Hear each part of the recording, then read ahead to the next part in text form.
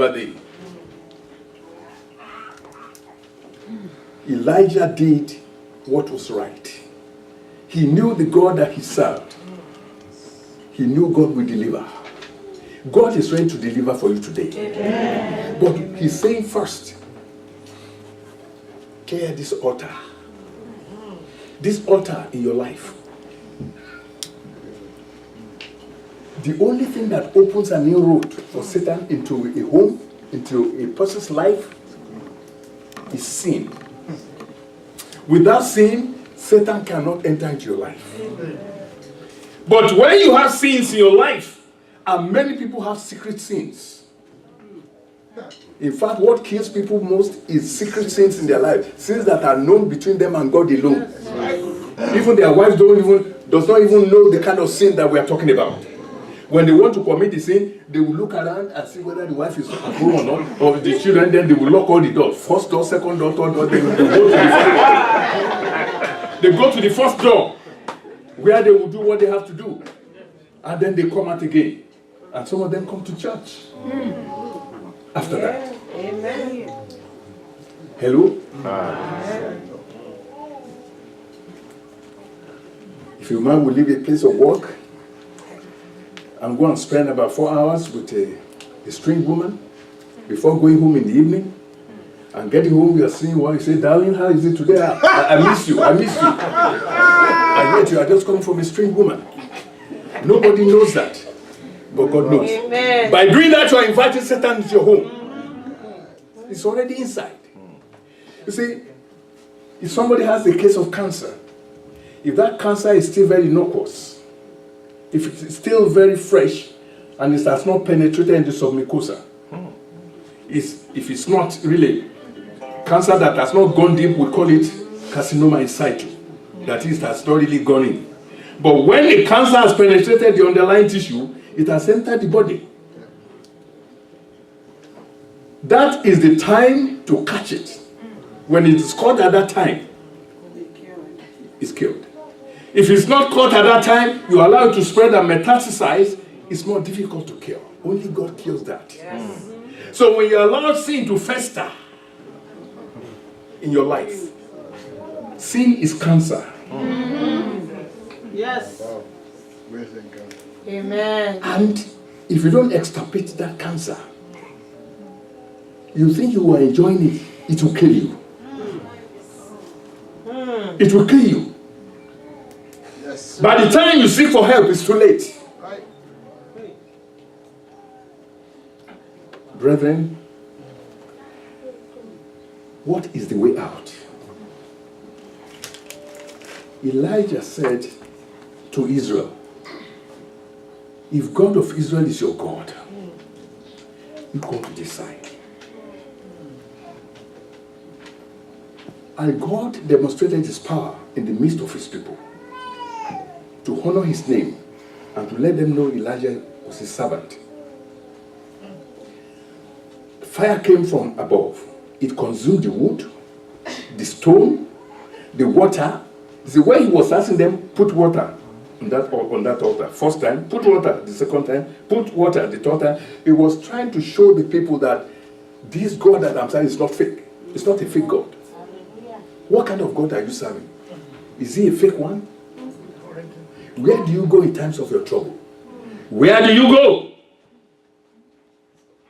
Unfortunately, many people sit in the church today. When they have trouble, they first of all go to seek counsel with the devil. And when Satan cannot help them, then they come to church. Some people even carry from their own country into this place. Protection. I laugh at those people. Jesus. I think I told us this time we're moving fast. I mentioned a story here before. When I was leaving Nigeria in 1968 to the US here, in those days we don't have all these aircraft. It's only BOAC, British Overseas Airway Corporation. And that airport in Nigeria was a small airport, not bigger than this area. But we go to London, and in those days we don't have these exotic boxes that you use nowadays to travel. The boxes were so common.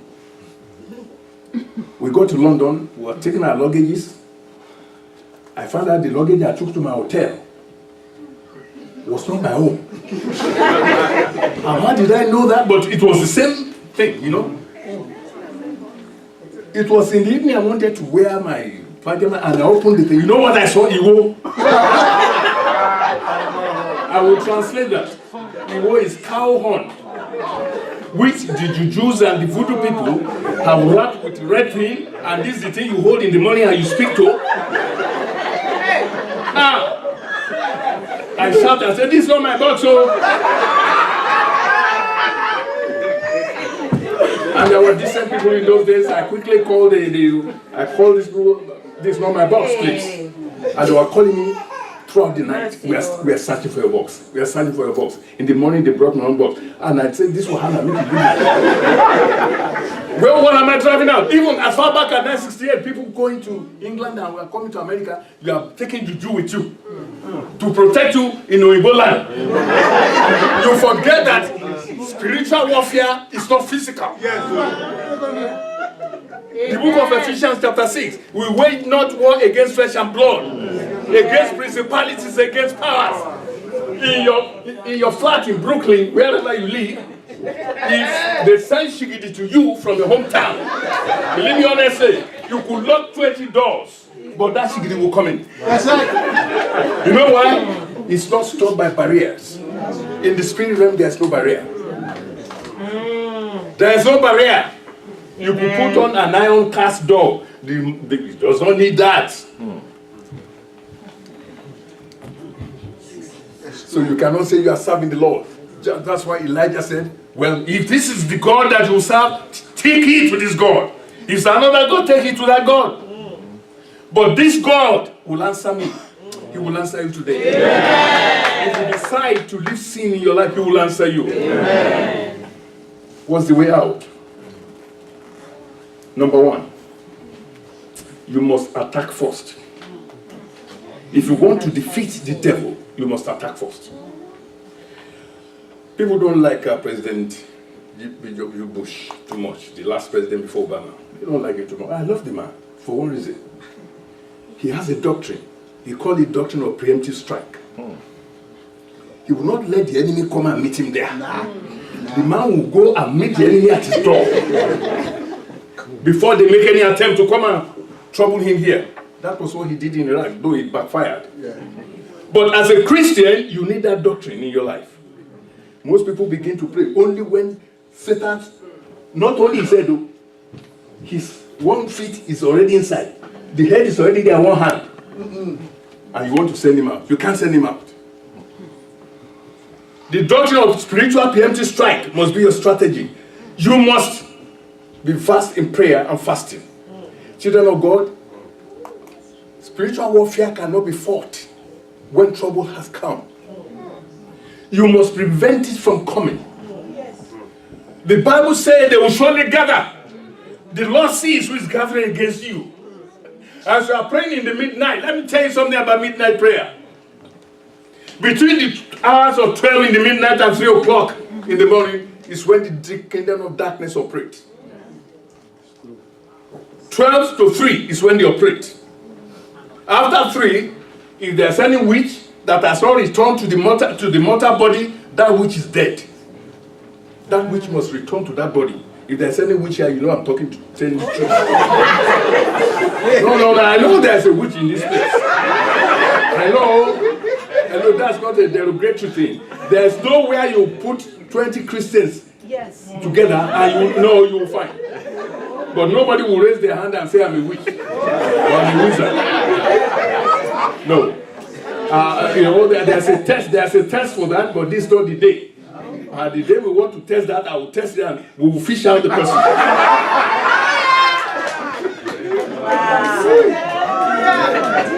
Praise the Lord. You must learn the art of midnight prayer. Children of God, you must also learn between husband and wife. Please learn there's power in agreement. That's why Satan seeks to scatter homes. He will not make the wife and the husband to agree. Amen. Honestly speaking, when you find out why they are quarreling, The problem of the center of quarrel is so feeble. Yeah. But Satan will magnify it to the point that it becomes a big problem. Amen. Because he knows that if the husband and the wife should join hands together and kneel down and pray, the kingdom of Satan will scatter. Amen. He doesn't want that. I urge you, please.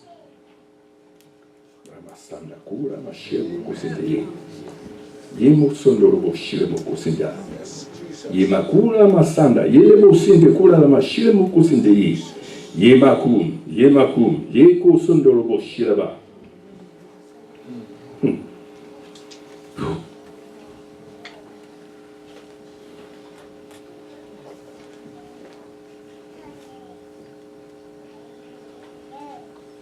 If you have fought here, a couple have fought before they came to church this morning. They are sitting here. Don't let Satan scatter your home. Go back home, hold your hands, kneel down together and pray. There's a lot of blessing God wants to bestow upon your home. Don't let Satan scatter it. Amen. Swallow your pride. Amen. And forgive. Yes. And your home will see the miracle of the Lord. Amen. So midnight prayer, don't joke with it at all. As we're talking to the elderly, we're talking to the young ones. The young ones will live in a decaying world. This world is rapidly decaying. What you are seeing all over the place is facade. They call it civilization. It's not civilization. Satan is bringing the thing to the end now. And everything that you are seeing is fake. Yes, sir. All these things, they're fake. It's just to draw more people to him. Yes. Attraction of this world. When I see young boys in Nigeria, they want to be Americana. You know, instead of singing and using their... Satan is a bastard. Yeah. Using their own language and everything to sing. You know, they just want to be Americana because that's the only things that sells. Yeah. And some of them have gone haywire. The younger one will say, what's this old man talking about? But you know what? We are approaching the end of the age. Yes. Whether you like it or not, may God open your eyes. Yes. Fasting and prayer. You cannot joke with it. Elijah called on his God. He prayed unto the Lord. He said, if you are my God, prove yourself today. Amen. A time comes, you draw the battle line and say, God, I know no other God. This home is about to scatter on me. Father, it must not scatter. Your word says you hate divorce. Your word says a man shall leave his father and mother and join with his wife, and the two shall become one. Father, Lord, we are not one in this home. We are just tenants together in this home. That's how some husbands and wives live together. They are like two tenants under the same roof. Two tenants. Strangers. They won't say hello to each other. They go to work and back, and they'll still not say hello. The wife will put food down, put food on the table, will write a note on it, your food is on the table. The man goes out there, he takes his food, they don't talk to each other. Satan don't arrive. May the Lord help you to set that. Parents, you must watch out for your children. Satan must not have your child. Yes. In this land, they call it, not only in America, all over the world, they call it civilization. A place where you tell your child you are doing something bad, and you smack that child a little bit, and they call the police. And the police will come and arrest the father. It's abomination. It's abomination. And that child will go into the world, begin to smoke marijuana, and the girl will go and just fornicate all over the place. Abomination. Yes, sir. Satan has entered. The parents, you talk to your children and they don't want to listen to you, they say, I'm gonna.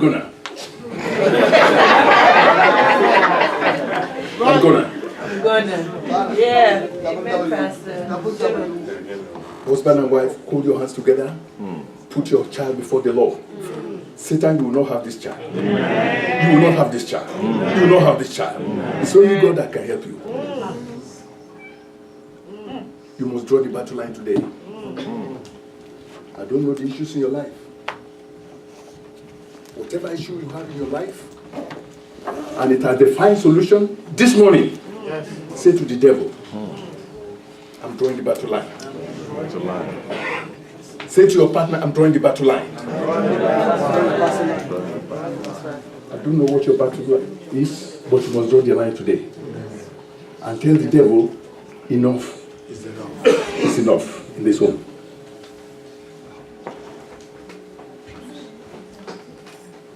And try to seek after God. If you cannot seek after God, your battle has just started. There's nothing out there in the world outside of God that is good. Whatever you enjoy out there is temporary. Yes. Temporary. Okay, Porsche cars, fine, they are good. I like to ride good cars. I have about 4 of them at home. 3 Jeeps and a car. I love them. I love to do that. But you know what? They're just instruments of life. They're nothing. You have a wonderful apartment, you have all this, you have money and everything like that. It's still nothing. You cannot have, because they cannot buy your peace.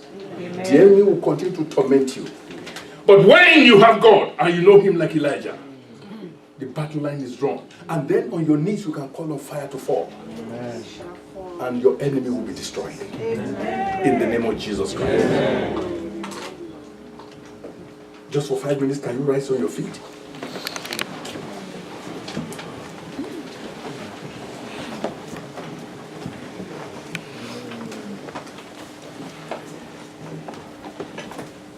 I just want you to pray a prayer this morning.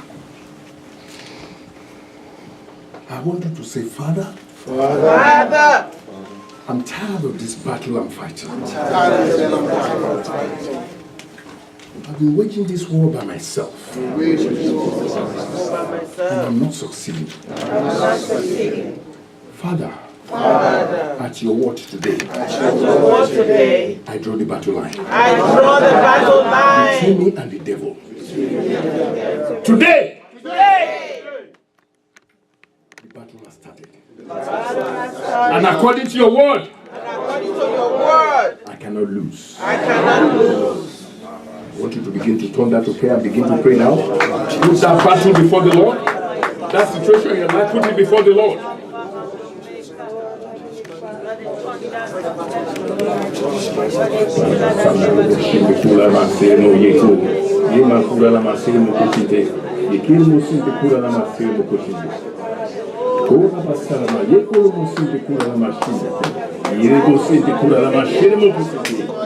Yema kura lama sanga yele boshinde kura lama sirmo koshinde.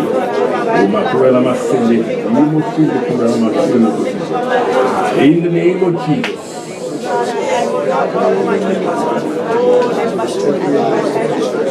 In the name of Jesus. In the name of Jesus. In Jesus' name we have prayed. Amen. There's a parent in this congregation this morning. I'm not going to ask you to come out because most people don't usually do because they will feel embarrassed, but there's nothing embarrassing about coming to Jesus Christ. Amen. There's a child that will give you a hell of a problem. You dare not even mention it outside, and it's giving you heartache. I want you, if you are here, just mention the name of that child to God now. And tell, because that's not the child. Satan wants to have that child. Because that's not God. You tell the Lord, I'm drawing the battle line. And say, Satan, leave my child alone. Leave my child alone. I'm drawing the battle line between you and my child and my family. Leave my child alone.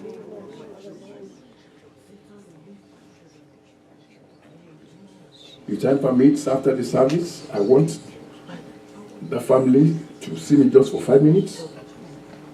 Just for 5 minutes. Hallelujah.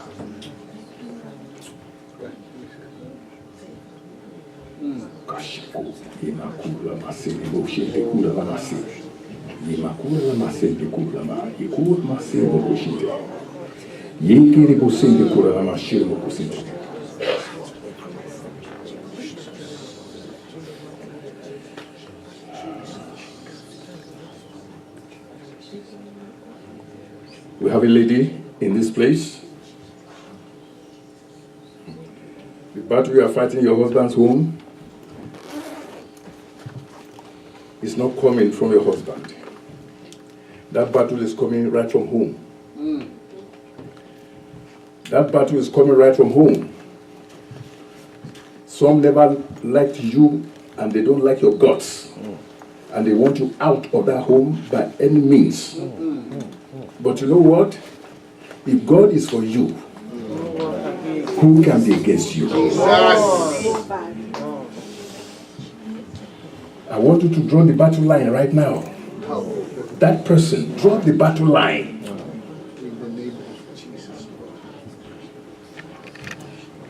Draw the battle line.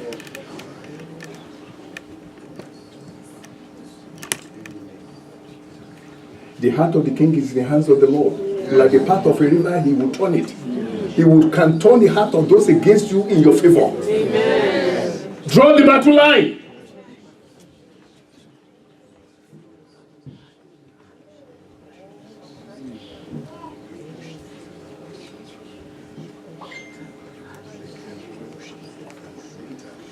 I would like to see that person also for that 5 minutes after.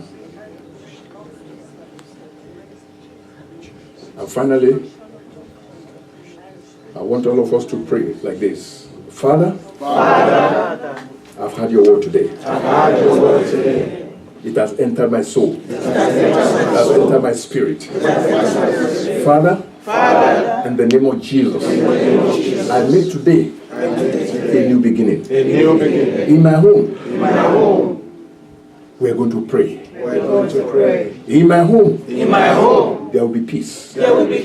In my home, there will be joy. In the name of Jesus. Father, today, I want to begin to repair my altar. Holy Spirit of God, help me. Every sin that seems to beset me, making me to be far from you, help me to remove them. Help me to overcome them. In the name of Jesus Christ. Father, Lord, I thank you. Father, Lord, we thank you for your word. I pray in the name of Jesus Christ that your word will accomplish the purpose for which it has been sent. Amen. Let there be deliverance. Amen. Let there be joy. Amen. Let there be peace. Amen. In the lives of your people. Amen. In Jesus' name we have prayed. Amen.